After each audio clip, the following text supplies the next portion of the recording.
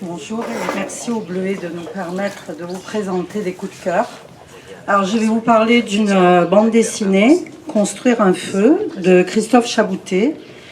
Christophe Chaboutet qui est un écrivain, auteur, scénariste, dessinateur de bande dessinée, mais qui est aussi un adaptateur d'œuvres d'autres écrivains.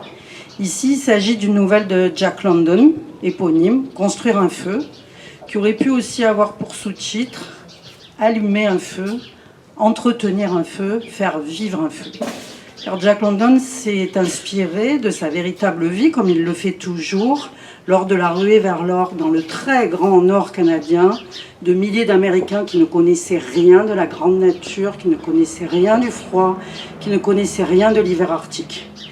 Et Christophe Chaboutet va nous faire vivre cette immensité du froid, cette intensité de l'hiver, et il va nous représenter ce que l'homme arrogant, inconscient, avide de vaincre la nature, trouve comme seul allié.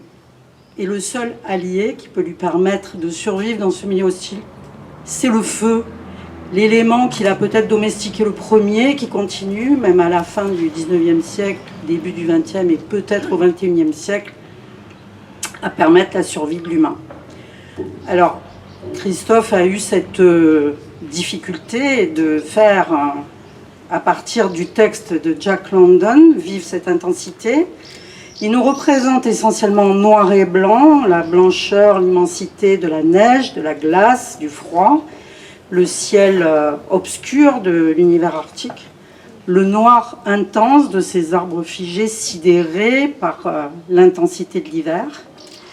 Et puis, il nous représente également l'humain, un peu agrémenté de sépia, avec le compagnon qui est le témoin silencieux de cette expédition, qui est le chien qui, lui, a gardé tout son instinct ancestral et qui sait qu'on ne doit pas combattre la nature, mais qu'on doit faire avec.